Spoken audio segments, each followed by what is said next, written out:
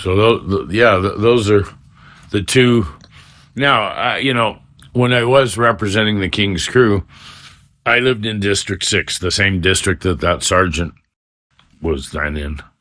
And they used to stop me every 6 weeks, middle of the day, whenever. Hi, Garl, how's it going? Oh, it's going fine. Listen, guys, they're not my friends. I don't have them over for dinner. We don't go to movies together. They're just clients. Oh, we just wanted to see how you're doing, right?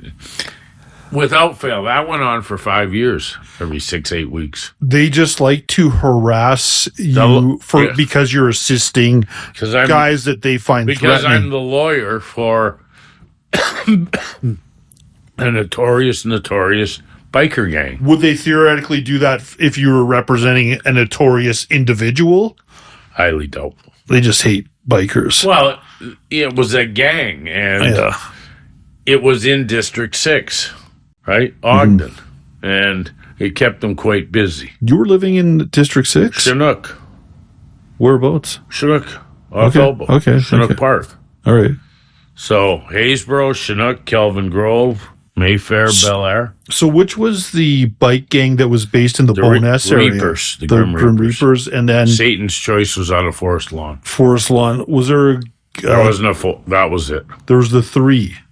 There was a Rebels motorcycle club, though, too. Not here. There was. Was there? I don't know where they were based. Maybe they were out of Forest Lawn. Inglewood, maybe. Okay. I know when I represented the King's Crew, which was for 5 years, there was the only other relevant gang was the Grim Reapers, and they were massive in Red Deer, and they were massive here. When you say you represented them for 5 years, what caused you to stop representing them?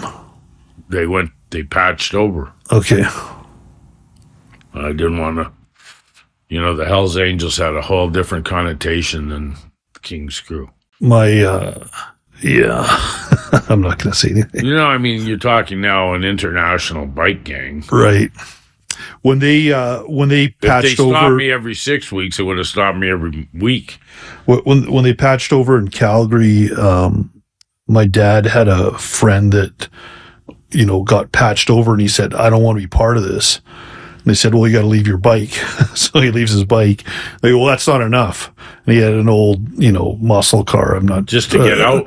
Yeah. And they go, well, we want the car too. So he gave him the car. Yeah. And they go to my dad. They got my dad to sell it. And he goes, it was a shame because it's a $30,000 car that he sold at auction for like $6,000. I am telling you this, so on another day, I'll tell you a story about colors because they value that more than they value their wives. Their jacket with the colors.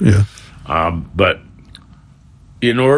when the Hells Angels determined that they wanted to come to Calgary, one of the reasons they wanted to come to Calgary, it was a very wealthy city. Yeah.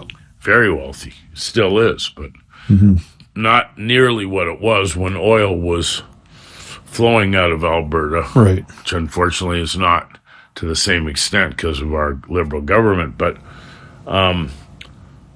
they had a condition everywhere they went. There only can be one bike gang. Right. So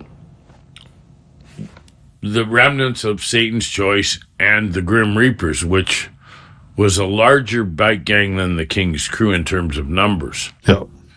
Now, this didn't apply to the Red Deer chapter of the Grim Reapers. Okay.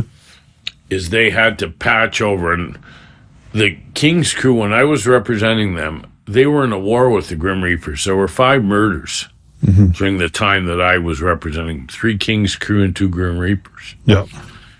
I represented a King's Crew member who had planted a bomb under one of the Grim Reapers' cars that didn't go off. Okay. And he got caught, and he was charged with attempted murder. So there was many attempts, too, but they had to... It was a whole... When I tell you the colors meant everything, it was a whole ceremonial situation that took a lot of negotiating, no different than a company trying to buy another company, a merger. I mean, it was... so the Grim Reapers ultimately patched over to the King's Crew. So the King's Crew went from 35 members to 90. Oof. Not all of them patched to the Hells Angels. Because the Hells Angels, I think when the patching over occurred, it was like 40. And I'm not sure. They stay very low-key here. They're out of the news. You don't read much about them in the papers, but they're there.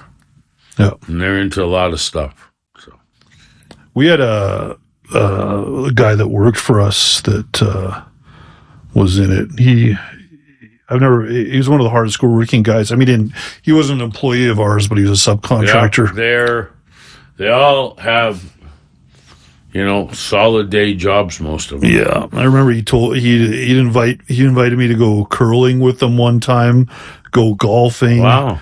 And, I didn't make it, but I said, hey, how was your golf tournament on the weekend? And he said, well, it's okay, but the cops are following us the whole time on the course, and it's just it's just stupid. I went to the president of the King's Crew's wedding, which was held in Fish Creek Park. Yeah, and Judge Dinkle, who was a Court of Queen's Bench judge, Court of King's Bench now, was a justice of the peace as well. Obviously, he performed the ceremony in Fish Creek Park, and there were police all around. And then the reception was in Ogden at the community hall or something at 10 o'clock.